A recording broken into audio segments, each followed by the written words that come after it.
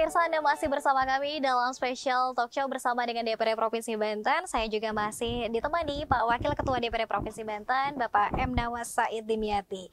Wah, kita mau spill lagi soal anggarannya ya Pak ya.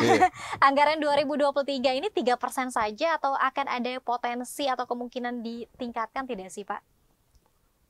Saya agak pesimistis. Karena anggaran tahun 2023 yang kita sudah susun, murni maksudnya, ini gubernur aja juga nggak optimis pendapatan bisa sebesar peraturan daerah yang kita tetapkan secara bersama. Sehingga sebelum perda itu dijalankan sudah ada wacana dengan membuatkan surat edaran terhadap OPD-OPD untuk menandain ya atau membuat prioritas program di setiap OPD. Yang tidak masuk dalam prioritas ya ditandain dulu, jangan dilakukan. Ini kan jadi lucu. Karena yang masuk di dalam APBD itu kan semuanya prioritas. Karena udah kesepakatan antara gubernur dengan DPRD, tim anggaran pemerintah daerah dengan Badan Anggaran DPRD Provinsi Banten. Nah, harusnya ketika mereka menganggap bahwa target pendapatannya bisa tidak sampai, ajukan dong perubahan anggaran, ya kan? Ya nanti dibahasnya di bulan dimajukan kan bisa aja. Bulan Juli udah dimasukin gitu kan, biasanya kan Agustus, Juli aja masukin. Dan juga untuk menentukan prioritas ya duduk bareng, gak bisa dong sepihak, iya kan? Nah ini makanya ketika di APBD perubahan nanti ada tidak alokasi anggaran misalkan tambahan untuk Dinas Koperasi UMKM, Dinas Ketahanan Pangan misalkan, kemudian Dinas Pertanian, kemudian ada lagi Dinas Industri Perdagangan, dan lain-lain yang ada di wilayah pengawasan Komisi 2, komisi yang membidangin pengembangan ekonomi. Ini saya sangat pesimis sekali akan ada tambahan. Karena yang sudah ada aja mau dikurangin. Yang udah kecil aja mau dikurangin. Itu fakta yang kita lihat saat ini. Baik, padahal pandemi COVID sudah berlalu ya. Jadi itu kan juga ada kaitan. Transfer daerah, transfer pusat, ya itu kan terkurangin. Terus kemudian target pendapatan dari sektor pajak daerah dia nggak yakin bisa terlampaui. Ya kan harusnya kan yakin dong ketika sudah diputuskan. Karena ketika putuskan kan kita pakai hitung-hitungan. Ada berapa kendaraan bermotor, potensi wajib pajak yang bayar berapa, kan udah hitung-hitungan. Ketika sudah ditentukan itu. Karena mereka yang paling ditakutin, karena memang ada transfer dari pemerintah pusat, itu yang terkurangin. Jadi pusat itu selalu ngurangin ini. Anggaran ke daerah ini selalu dikurangin. Itu kan persoalan ya. Dan juga takut adanya situasi dan kondisi di mana ekonomi agak mulai mengaco itu. Jadi itu yang membuat eksekutif ya kemudian membuat surat edaran terhadap OPD-OPD terkait dengan optimalisasi pendapatan, kemudian efisiensi ya, dan yang ketiga itu membuat perubahan HPS.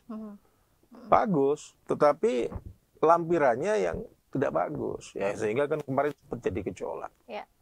Jadi seperti itu Mbak Dea, saya nggak begitu yakin di tahun 2023 ini ada tidak tambahan stimulus untuk bidang pengembangan ekonomi ya dengan dinas-dinasnya yang tadi telah saya sebutkan. Saya pikir itu. Baik, padahal di tengah mungkin tadi ada anggaran-anggaran, pos-pos anggaran yang dikurangi dari pemerintah. Namun kalau kita lihat tadi, Canawan juga tadi sudah menyebutkan di segmen sebelumnya adalah kalau investasi di Banten sih ini iklimnya bagus. Bagus. Ya. Jadi kita lebih banyak mengenalkan sektor swasta. Sektor swasta. Nah saya juga kepingin misalkan sektor swasta itu kan juga perlu kan ada. Ditambah lagi, ini kan juga sudah mulai ada yang mau pergi dari Banten karena berbagai macam persoalan misalkan. Saya pikir kalau pemerintah provinsi itu memberikan insentif ya terhadap investor-investor swasta, terutama perusahaan-perusahaan yang ada di wilayah kita, modelnya apa gitu kan. Di mana salah satunya juga membantu pemasaran ya, membantu promosi di wilayah-wilayah lain misalkan, saya yakin mereka tidak akan berpikir untuk pindah dari Banten. Tapi kalau tidak dibantu, ya akhirnya berpindah karena menganggap bahwa operasional cost, ongkos produksinya lebih mahal dibandingkan apabila dia bikin di Kendal misalkan kan Jawa Tengah. Betul. Nah, itu salah satu itu. Tapi kalau ada insentif yang ditawarkan dan sebagainya, saya yakin mereka nggak akan pindah. Saya begitu nggak. Baik, kembali lagi kepada keberanian pemerintah ya. Keberanian dan kecerdasan, ketulusan dari seorang pemimpin terhadap wilayahnya. Baik, Pak Wakil Ketua, terakhir, apa yang kemudian menjadi tantangan masa depan ya untuk mungkin khususnya para pelaku ekonomi kreatif dan juga para pelaku UMKM di Provinsi Banten? Kalau tadi stimulus anggaran yang dilakukan oleh pemerintah ini tadi katanya pesimis lah kalau untuk ditambah. Apa yang kemudian harus dilakukan? Jadi begini, tadi kan saya sampaikan bahwa potensi alam Banten ini kan cukup bagus. Ya.